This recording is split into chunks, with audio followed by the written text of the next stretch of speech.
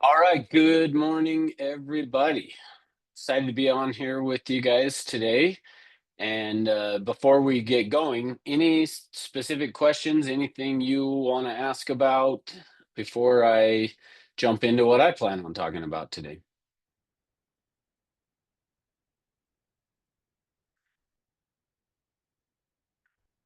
All right, I will take that as a no then. Well, what I thought I would talk about today, I've got two things for you. The first one will be probably pretty quick, and then the second one might be fast too. Who knows? But we'll see. So the first thing is just I had the opportunity this week to help out an agent, and I believe that this agent is a newer agent. At least I hope so, based on what I'm going to share with you. But just a reminder, because when I started looking over this contract to help the agent out, I noticed that so they were representing the buyer. So their buyer wrote an offer. It had the real estate purchase contract. It also had an addendum one, and then it had the FHAVA addendum as addendum two. And those might have been reversed. I don't remember exact, but either way, there was the REPSI. There was an addendum that was just a blank addendum that they had added some things, and then there was the FHAVA addendum. And when the listing agent got the offer, they then um, countered the real estate purchase contract, the FHAVA addendum. Let me make sure I said this. The FHAVA addendum they accepted, and then the blank addendum, the addendum two or one, whichever one it was, just the blank addendum that had some things on it, they accepted. So they countered the real estate purchase contract, but then accepted the FHAVA addendum and accepted the uh, addendum number two there. So obviously, I know you guys know this, so I won't ask you what the problem was because I know you guys know. But the problem being, anytime you are going to counter an offer like that, so if you get the real estate purchase contract and any addendums that are with it, if you're going to counter, check counter on every single one of those things. Because otherwise, it leaves it to be very like, hey, so did they accept it or did they not? Because on the FHAVA addendum and the other addendum at the bottom, it says to the extent the terms of this modifier conflict, then these terms shall control. So somebody could actually make an argument that the whole real estate purchase contract was accepted because they had accepted addendums one and two, even though they obviously would argue, well, no, we were countering that. So, anyway, just a reminder on that when you're countering an offer, check counter on every single thing. Now, the other thing that I noticed as I was going through this contract was that which there were six addendums to this contract. And as I was going through and reviewing the other addendums as well on that, I noticed that they were checking the boxed counter. So, like on, and I can't remember which addendum numbers, but it doesn't matter. Three, four, five, and six all had, or three, four, and five all had that they were countering, but then it had to addendum number whatever, and it didn't actually, they didn't ever put an addendum number. So it leaves that unclear again as well. And again, I know with you guys that I'm preaching to the choir. I know you guys are the ones who care and you take the time to jump on to this compliance stuff. So I know you guys know all the answers to this, but I am going to send this video out to the company afterwards, this as well, because of what I'm going to talk about next. So, but before I go on to that, any other questions or anything related to that? I noticed Brianna put in the chat box, yes, yes, yes. So please make sure you're doing that. Makes our jobs easier, but it also protects you to make sure there's no misunderstanding on what that looks like. And as a reminder, when there is a misunderstanding, a court's going to look at who drafted that specific addendum or contract or counteroffer. And if it's confusing as to which way it goes, it's probably going to go against the person who drafted it if it's confusing. So anyway, any questions? Hey Russ, Yes. I do have a question. So I have some buyers under contract. Um, they were asking me too, just as far as this exact question actually. If we're getting a counter offer on a resolution of due diligence, and they sent over I think three addendums because they accepted it at first. So just said seller agrees to item number three on the resolution of due diligence, meaning seller to make the seller to make was it um, repairs to the property, whatever. Uh-huh. And then they emailed me, the seller's agent, say, "Hey, we're rescinding that, and we're going to send another one. We're going to do another addendum, and we're going to say, hey, we're going to actually fix it up a certain way with a certain plumber." And so, do we have to respond to all the addendums? And is it saying that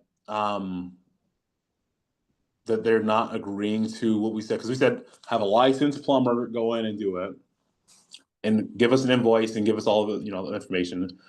Um, are they basically still obligated to do those things, even if the counter doesn't have that verbiage, but it says seller will have licensed company router, whatever, to install the full length sewer line to the street? So I'm not sure I fully understand. So let me repeat back what I heard and Okay. tell me if I'm correct. So it sounds like what you're saying is you asked for some things to specifically be done on that resolution of due diligence. They're countering you on those items. Is that what you were saying? Kind of, yes. We asked for them to replace the sewer line. Okay. They are going to install a full length sewer liner to the street. So instead of taking the sewer line out, they're doing a liner through the sewer line. Okay. So it does it get rid of the verbiage saying, hey, have a licensed person, the seller's going to pay for it, and they have to give us an invoice. If they're sending a counter, does that say, hey, we're not going to do that, but we're going to do this instead? Or is it saying, hey, we're going to do all those things and we're going to do it our way, I guess? I can show you later. Yeah. So yeah, I'd love to take a look at it with you, but I would say if they didn't specifically say they weren't going to replace it, I could see where you could make the argument of saying, well, you're just saying you're going to replace it and add Yeah. this other. Now, I'm guessing that was not their intent though. No, and I'm not going to do that. But yeah, I Yeah, want to be sure that I'll show you. It's kind of confusing because it's like they sent two, three denims, and I'm like, which one do we respond yeah, to? And just to make sure everything's safe and like make sure we're protected, my buyers are protected, because a yeah. lot. I But would say let's take a look at it just to make okay. sure. But Okay. yeah, it's always a good idea, and not specific to this one, but just in general, it's always a good idea to just make sure, and sometimes even ask another agent or somebody to read it to be like, okay, does this make sense to you? And if you are countering something, so like what Aubrey's saying there, if you're saying, hey, we're not going to do that, make sure you specify the sellers will not replace the sewer line. They will do this in lieu of or instead of something like that, just so that it's very clear. Because and sometimes we think when we're writing it, we know what we mean. We know what we mean when we are doing it, but you got to keep in mind that this, if for some reason this ends up in court, you're going to have then a judge or a jury, depending on the scenario, looking at it to say, do we understand? Or would they look at it and go, no, I think, like what Aubrey's saying, could they look at it and go, oh no, I think what you're saying is you're going to replace it and then put a liner inside to really just make sure that we're getting a really good house. So anyway, always a good idea to just really be specific on there as to that, hey, we are not going to do this. We'll do this instead of that. So anyway, cool. Any other questions on countering or the addendum stuff? All right. I just watched to see if anyone unmutes and I don't see anything. So good. Okay, so the next thing that I wanted to talk about today is the do not call list. Is I've kind of just felt like this is something that we need to do reminders on probably like every 6 months. So probably every 6 months you'll hear Jason or I talking about it. And so reminder that on the do not call list, that really do not call list is kind of more of the informal name. The formal name is the Telephone Consumer Protection Act, or TCPA. So when you hear people talk about TCPA, it's the Telephone Consumer Protection Act, or more commonly known as the Do Not Call list. So reminder that on that, that anytime you are going to be calling someone, and so in our prospecting, which hopefully you're doing that like every single day, right? And talking to enough people that you set one new appointment every day. Well, as you're doing that, just a reminder that unless you have been given permission, you've got to check the do not call list. So the idea of given permission, somebody signing up on a website is giving you permission to call them. So you don't need to check that on the do not call list. But if you go call that phone number and realize that they put a bad phone number, or that they put like 999 or something like that, that as their phone number, that obviously that's not going to be a real phone number. And so I know sometimes what agents will do is go look up to find a different phone number. And so just a reminder on that, that if you do that, you would need to check to see if that phone number is on the do not call list. So when they sign up on a website, they're giving you permission to call that number, but they're not giving you permission to call every number on that they have available to them. So just a reminder on that. So calling for sale by owners, expireds, if they are on the do not call list, then you should not be calling those people. And sometimes people will say, well, yeah, but it was a for sale by owner, and they put on there that they wanted to sell their house. Well, again, if you have an actual buyer who really may be interested in their house, that would be okay to call and talk to them about it. If you're calling them to just solicit a listing, then we do need to check those numbers against the do not call list. And so reminder on that as well. The other thing I wanted to hit on, and then I'm going to show you where to check our company do not call list, is the time restrictions. So you can call from 8 a.m. until 9 p.m. So no telephone soliciting before 8 a.m., nothing after 9 p.m., to be within the law on making those calls. The other thing too that I wanted to hit on real quick, and I had to print this off because I couldn't remember the exact amount. So the penalties and the enforcement for it. So the violation for violating the Telephone Consumer Protection Act is a pretty hefty fine. It can be up to $50,120 per violation that you do, or the actual money loss, and that's whichever is greater. So I don't believe in our scenario you're going to go greater than that, but still 50,000 is quite a bit. And then if the consumer were to file a private lawsuit, they could get $500 per violation, or 1,500 for a willful violation. So a willful violation would be like you knew they were on there, the do not call list, and you called them anyway. So reminder that that's what the fines can be on that, is if a seller tried to or decided to do a private lawsuit, they could get $500 per violation, or 1,500 if if like they knew you knew they were on the do not call list. Okay. So, how do you check the do not call list? So, we have created a do not call list sheet. So, the way that it works is on donotcall.gov, we as a company have to go on there and every 30 days download any updates. And we have to have that available for you as the agents to be able to see. So I'm going to pull it up here to just show you where it's at, but then I'll also drop the link into the chat box. So I've just created a Google sheet in on Google, where I will go in every 30 days. I'm downloading any of the new phone numbers that have been added there. So you can use this link. So let me copy this, and if I can get back to the chat box here, I'll throw the link into the chat box so that you guys can copy it and save it. I also, as I said, I'm going to send this video out to the company, and I will drop in the links for this on there as well. But so that's the link to get there. Once you get to here, you're going to then, what you're going to do is, either if you're on a Mac, you're going to do Command F, if you're on a PC, you'll do Control F, and that will bring up someplace that you can do a find, and then you will type in the phone number. Now you'll notice on here though that it has the area code separated from the rest of the phone number. So my recommendation would be, and I'll just type in like this phone number here, this 1940545.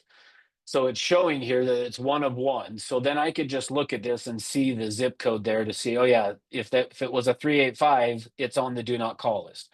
Now, if the phone number was an 801 and it was this 194, it's not then on the do not call list because there's only one. You'll notice, though, if I take off the last digit, then it shows one of three here. So if I had the last digit on there and it was showing more than one, then you would want to just page through to see those other numbers again, just making sure that it's not on the do not call list. And we update this again every 30 days. I'm downloading the list, uploading so I download it from the do not call website, upload it into this spreadsheet here for you guys to be able to see it. So that's how you would go and check the do not call list. Now, the other piece of this to make you aware of is if you are talking to somebody and then they say to you, hey, add me to your do not call list, then we have included within that same list there that I just shared with you is our numbers that would be specific for our company. So meaning if you're talking to somebody and they say to you, hey, add me to your do not call list, you would need to then go add them to this company do not call list. And here is how you would do that. So I've created a Google form for that, and I will throw in the chat box here the link for that as well. And then again, I will send this out as an email and include both of these links. So if somebody says to you, add me to your do not call list, you'll go to this link, it'll pull this up. If you know their name, you can put that in there. It's not required though. And then just type in the phone number here of that they've asked you to add, and then you'll click submit. That will then feed that to that Google Sheets that I showed you just a minute ago. So any questions on any of that? I know, fun and exciting stuff today on the do not call list, right?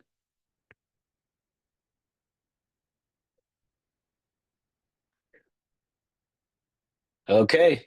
Well, actually, one other thing. I did create a QR code. So if you want to just like take a picture or something, here is the QR code that would take you to, I believe that one goes to the do not call uh, list where you could then do your search. So if anybody wants that QR code, you could snap a picture of that. But again, I will send this out as an email to the whole company, this video, along with the links of where you can go to check and where you can go to input the numbers in the do not call list.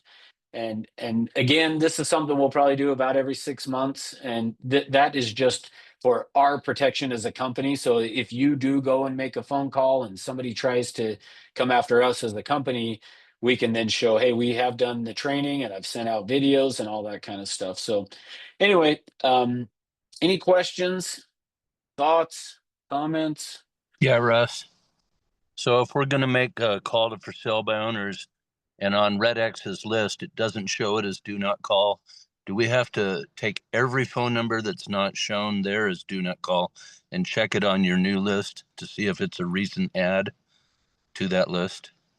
So yeah, you really should is the answer to that. Yeah, you should, because, and the reason for that being is because it is possible that somebody that they may not be on the do not call list, but somebody from our company has called them and they said, hey, put me on your do not call list. And then so you really should go and check it against that, because if they were on our company do not call list, it could create an issue. Okay.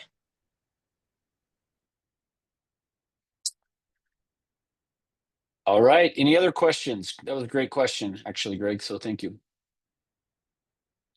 All right. So yeah, just keep in mind that do not call list. Always check against that as you're making your phone calls to ensure that you're not calling somebody so that you don't end up with the fines and or being sued by a seller for making those phone calls. Anyway, thank you for being with me today. I know a little bit short and sweet today, but always available if you guys have questions and need some help. I guess I shouldn't say always, but we'll get back to you shortly if we're not available. So, but appreciate you guys taking the time to get on here each week, and hopefully we're providing some good information that will help you be better agents and help protect us all. So thanks for being with me. Thanks, Russ. Yeah, yep, thank you. You'll have a great weekend too, Julie. Thanks. And Chris, thank you. All right. See you later.